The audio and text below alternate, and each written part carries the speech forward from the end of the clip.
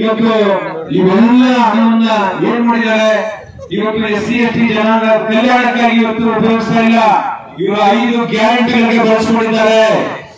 5 ಗ್ಯಾರಂಟಿಗಳಿಗೆ SC ST ಗೆ ಮೀಸಲಿಟ್ಟಿರ್ತಕ್ಕಂಥ ಹಣ 11,300 ಕೋಟಿ ರೂಪಾಯಿಗಳನ್ನ ಇವತ್ತು ಬಳಸಿದ್ದಾರೆ. ಅದೇ ಇವತ್ತು SC ST ಪರವಾಗಿರ್ತಕ್ಕಂಥ ಸರ್ಕಾರ ಅಂತ ಹೇಳಿ ಇವತ್ತು SC ST ಜನಾಂಗಕ್ಕೆ 3 ನಾಮ ಇಟ್ಟಿದ್ದಾರೆ. ಇದು ನಾವು ಯೋಚನೆ ಮಾಡಬೇಕು. ನಾವ್ಯಾರು ಭಾರತೀಯ ಜನತಾ ಪಕ್ಷದ ಮುಖಂಡರು ಹೋಗಿ ಅವರು ಕೇಳಿರಲಿಲ್ಲ. SC ST ಜನಾಂಗದ ಹಣವನ್ನು ನೀವು ಗ್ಯಾರಂಟಿಗಳು ಕೂಡ ಅಂತ ಹೇಳಿರಲಿಲ್ಲ. JDS ಪಕ್ಷದ ಮುಖಂಡರು ಹೋಗಿ ನಾವು ಕೇಳಿರಲಿಲ್ಲ. SC ST ಜನಾಂಗಕ್ಕೆ ಮೀಸಲಿಟ್ಟಿರ್ತಕ್ಕಂಥ ಹಣ ನೀವು ಗ್ಯಾರಂಟಿಗಳು ಕೂಡ ಅಂತ ನಾವು ಕೇಳಿದ್ವಾ? ಅಥವಾ ಆ ಜನಾಂಗದವರು ಏನಾದ್ರು ಕೇಳಿದ್ರ? ನೀವು ನಮ್ಮ ಜನಾಂಗಕ್ಕೆ ಪರಿಶಿಷ್ಟ ಜಾತಿ ಪರಿಶಿಷ್ಟ ಪಂಗಡಕ್ಕೆ ಮೀಸಲಿಟ್ಟಿರ್ತಕ್ಕಂಥ ಹಣವನ್ನ ನೀವು ಗ್ಯಾರಂಟಿಗಳು ಕೂಡ ಅಂತ ಏನಾದ್ರು ಹೇಳಿದ್ರ? ಯಾರು ಕೇಳಿರ್ಲಿಲ್ಲ. ಆದ್ರೆ ನೀವು ಒತ್ತುಗುಡಿ ಇಲ್ಲದೆ ಈ ಒಂದು ಗ್ಯಾರಂಟಿಗಳನ್ನ ಘೋಷಣೆ ಮಾಡಿ ನಿಮಗೆ ಹಣ ಕೊರತೆ ಆಗಿ ಈ ಜನಾಂಗಕ್ಕೆ ಇಟ್ಟಿರ್ತಕ್ಕಂಥ ಹಣವನ್ನ ಇವತ್ತು ನೀವು ಉಪಯೋಗಿಸಿಕೊಂಡಿಲ್ಲ ಅಂತ ಹೇಳಿದ್ರೆ ಇವತ್ತು ನಿಜವಾಗ್ಲೂ ಕೂಡ ಕರ್ನಾಟಕ ರಾಜ್ಯದಲ್ಲಿ SC ST ಜನಾಂಗಕ್ಕೆ ನೀವು ವಂಚನೆ ಮಾಡಿದ್ದೀರಾ, ಮೋಸ ಮಾಡಿದ್ದೀರಾ.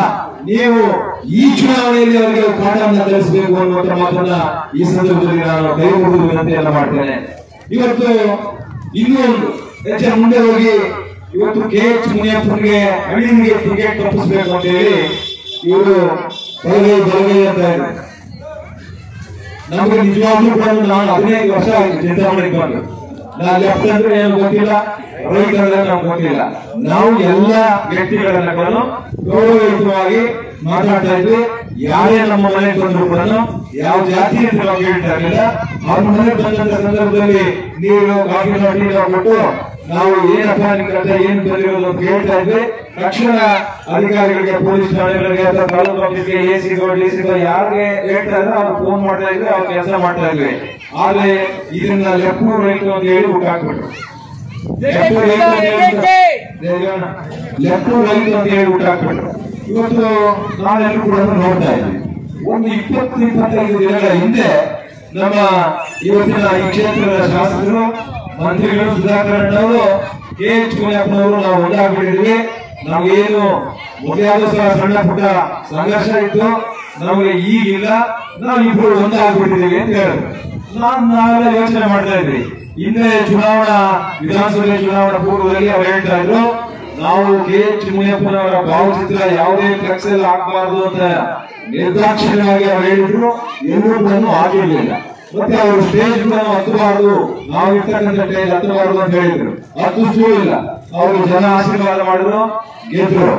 ಆದ್ರೆ ಅಷ್ಟೆಲ್ಲ ಹೇಳಿದವರು ಈಗ ಒಂದಾಗ್ಬಿಟ್ಟಿದೀವಿ ಅಂತ ಹೇಳಿದವರು ಮೊನ್ನೆ ಏಕಾಏಕಿ ಗಠಬಂಧನ ಇವರೆಲ್ಲ ಒಂದಾಗ್ಬಿಟ್ಟು ಮತ್ತೆ ರೈಟ್ ಲೆಫ್ಟ್ ಅಂತ ಎತ್ಕೊಂಡ್ ಬಂದ್ರು. ನಾವು ಯೋಚನೆ ಮಾಡಿದ್ವಿ 25 ದಿನಗಳ ಹಿಂದೆ ಒಂದಾಗ್ಬಿಟ್ಟಿದ್ರು, ನಾವೇನು ಸಂಘರ್ಷ ಇಲ್ಲ, ಏನೋ ಹಳೆಯದನ್ನೆಲ್ಲ ಬರ್ತಿ ಎಲ್ಲ ಒಂದಾಗಿದ್ವಿ ಅಂತ.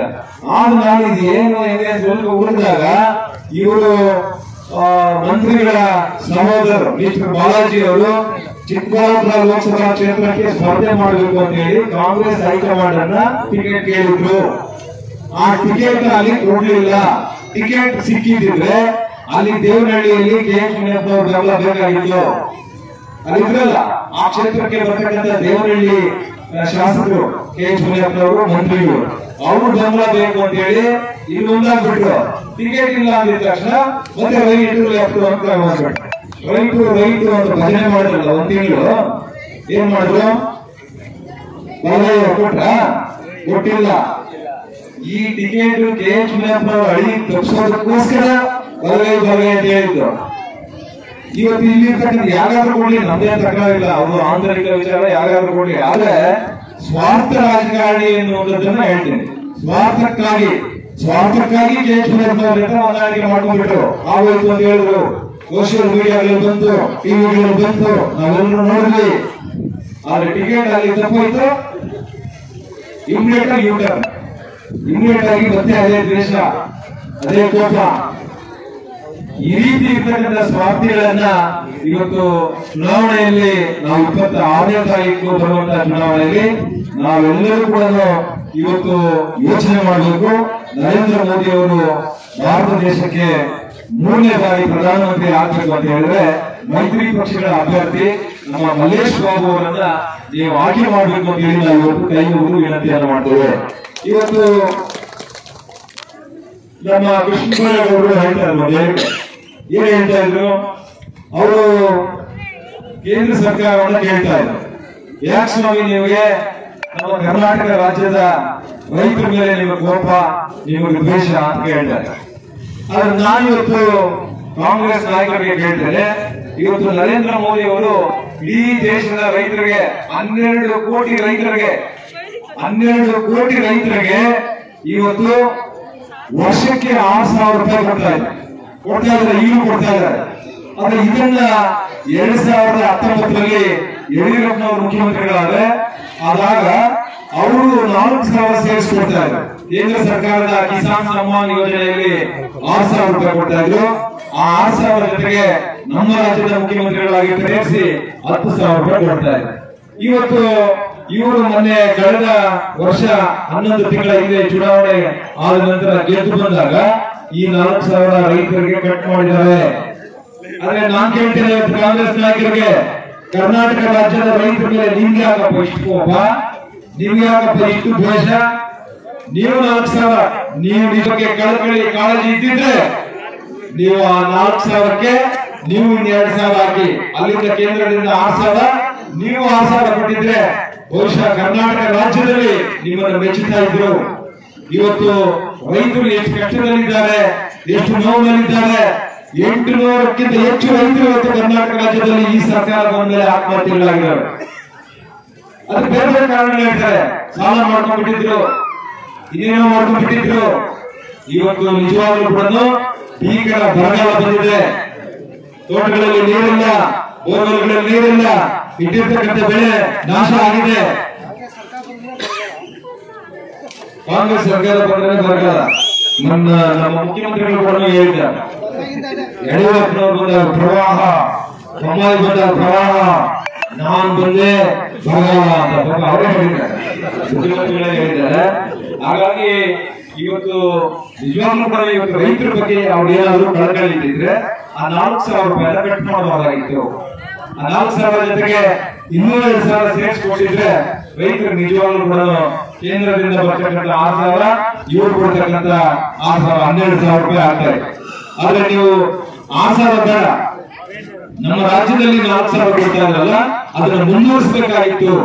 ಇವತ್ತು ರೈತರಿಗೂ ಕೂಡ ವಂಚನೆ ಮಾಡಿದ್ದೀರಾ, ಅನ್ಯಾಯ ಮಾಡಿದ್ದೀರಾ ಅನ್ನುವಂತ ಮಾತನ್ನ ಈ ಸಂದರ್ಭದಲ್ಲಿ ಇವತ್ತು ಹೇಳ್ತಾ, ಇವತ್ತು ಜೊತೆಗೆ ನಾವು 500 ವರ್ಷಗಳ ಹಿಂದೆ ನಾವು ರಾಮನ ದೇವಸ್ಥಾನವನ್ನ ಕಳ್ಕೊಂಡಿದ್ದೀವಿ. ರಾಮನ ದೇವಸ್ಥಾನ ಇರಲಿಲ್ಲ, ಬಹುಶಃ ನಿಜವಾಗ್ಲೂ ಕೂಡ ನಾನು ಅಂದುಕೊಂಡಿರಲಿಲ್ಲ. ಈ ಒಂದು ನನ್ನ ಒಂದು ಜೀವನದಲ್ಲಿ ನನ್ನ ಕಣ್ತುಂಬ ನಾನು ನೋಡ್ತೀನಿ, ರಾಮನೆಲ್ಲ ಪ್ರತಿಷ್ಠಾಪನೆ ಮಾಡಿರ್ತಕ್ಕಂಥದ್ದನ್ನ ನೋಡ್ತೀನಿ ನಾನಂತೂ ಅಂದ್ಕೊಂಡಿರ್ಲಿಲ್ಲ. ಬಹುಶಃ ಆ ಒಂದು ರಾಮನೆಲ್ಲ ದೇವಸ್ಥಾನ ಪ್ರತಿಷ್ಠಾಪನೆ ಮಾಡಿರ್ತಕ್ಕಂಥದ್ದು ಇವತ್ತು ನೋಡಿದಾಗ ಇವತ್ತು ನಿಜವಾಗ್ಲೂ ಕೂಡ 26ನೇ ತಾರೀಕು ಒಂದು ರಾಮನೆಲ್ಲ ಪ್ರತಿಷ್ಠಾಪನೆ ಅಯೋಧ್ಯೆಯಲ್ಲಿ ರಾಮ ಮಂದಿರ ನಿರ್ಮಾಣ ಮಾಡಿರ್ತಕ್ಕಂಥದ್ದಕ್ಕೆ ನಾವು ಒಂದು ಮತವನ್ನ ನರೇಂದ್ರ ಮೋದಿ ಅವರಿಗೆ ಕೊಡಬೇಕು. ಇವತ್ತು 15 ವರ್ಷಗಳ ಹಿಂದೆ ನೀವು ಯಾರಾದ್ರೂ ಕಾಶಿ ವಿಶ್ವನಾಥ, ಕಾಶಿಗೆ ಏನಾದ್ರೂ ನೀವು ಹೋಗಿ ನೋಡಿದ್ರೆ ಕಾಶಿಯಲ್ಲಿ ಹೇಗಿತ್ತು ಅಂತ ಹೇಳಿದ್ರೆ 15 ವರ್ಷಗಳ ಹಿಂದೆ ನಾವು ಹೋಗಿದ್ದೇವೆ. ಮತ್ತು ಇವತ್ತು ಕಾಶಿ ಕಾರಿಡಾರ್ಗಳನ್ನ ಮಾಡಿದ್ದಾರೆ, ಹೊಸದಾಗಿ ನಿರ್ಮಾಣ ಮಾಡಿದ್ದಾರೆ. ಇವತ್ತಿನ ಕಾಶಿ ಆವತ್ತಿನ ಕಾಶಿ ನೋಡಿದಾಗ ಅದ್ಭುತವಾಗಿ ಮಾಡಿರ್ತಕ್ಕಂಥದ್ದು. ನಿಜವಾಗ್ಲೂ ನೀವು ಕಾಶಿಗೆ ಹೋಗಿ 15 ಅಡಿ ರೋಡಲ್ಲಿ ಈ ಕಡೆಯಿಂದ ವೆಹಿಕಲ್ಸ್ ಹೋಗೋದು, ಆ ಕಡೆಯಿಂದ ವೆಹಿಕಲ್ಸ್ ಬರೋದು, ಎರಡೂ ಕಡೆಯಿಂದ ಜನ. ಆದ್ರೆ 2 ವೀಲರ್ಗಳಲ್ಲಿ ಈಗ ಹ್ಯಾಂಡ್ ಅಲ್ಲಿ ಮಿರರ್ ನಲ್ಲಿ ಹೊಡ್ಕೊಂಡು ಹೋಗ್ತಾ ಇತ್ತು. ಅಂದ್ರೆ ಅಷ್ಟು ಇಕ್ಕಟ್ಟಿತ್ತು. ಇವತ್ತು 40 ಅಡಿ ರಸ್ತೆಗಳನ್ನ ಮಾಡಿದ್ದಾರೆ. ಇವತ್ತು ನಿಜವಾಗ್ಲೂ ಕೂಡ ಆ ರಸ್ತೆ ಮೂಲಕನೇ ಬರಬೇಕಾಗಿತ್ತು ದೇವಸ್ಥಾನಕ್ಕೆ. ಇವತ್ತು ಆಗಲ್ಲ. ನರೇಂದ್ರ ಮೋದಿ ಅವರು ಬಂದ ಮೇಲೆ, ಅಲ್ಲೇ ಅವರು ಸ್ಪರ್ಧೆ ಮಾಡಿ ಅಲ್ಲಿ ಗೆದ್ದ ಮೇಲೆ ಇವತ್ತು ಗಂಗಾ ನದಿಯಿಂದ ನೇರವಾಗಿ ಕಾಶಿ ವಿಶ್ವನಾಥ 400 ಅಡಿ ಅಗಲ ಮಾಡಿರ್ತಕ್ಕಂಥ ಮತ್ತು ನಮ್ಮ ದೇಶದ ಸಂಸ್ಕೃತಿಯನ್ನ ಎರಡು ಕಡೆ ಕೆತ್ತನೆ ಮಾಡಿ ನಿಲ್ಲಿಸಿ ಇವತ್ತು ಗಂಗಾ ನದಿಯಲ್ಲಿ ಸ್ನಾನ ಮಾಡಿದ್ರೆ ನೇರವಾಗಿ ಕಾಶಿ ವಿಶ್ವನಾಥನ ದರ್ಶನ ಮಾಡಬಹುದು. ಬಹಳ ಅದ್ಭುತವಾಗಿ ಮಾಡಿದ್ರು. ಒಮ್ಮೆ ನೀವು ನಮ್ಮಲ್ಲಿ ಹೇಳ್ತಾರೆ, ಒಂದ್ಸಾರಿ ಆದ್ರೂ ಜೀವನದಲ್ಲಿ ಕಾಶಿಗೆ ಹೋಗ್ಬೇಕು ಅಂತ. ನಿಜವಾಗ್ಲೂ ಕೂಡ ಕಾಶಿ ವಿಶ್ವನಾಥನ ದರ್ಶನ ಮಾಡಿ ನಿಜವಾಗ್ಲೂ ಕೂಡ ಹೋಗಿ ನೋಡಿದ್ರೆ ಬಹುಶಃ ನರೇಂದ್ರ ಮೋದಿ ಅವರಿಗೆ ನಾವೊಂದು ಮತವನ್ನು ಕೊಡ್ಬೇಕು ಅನ್ಸುತ್ತೆ.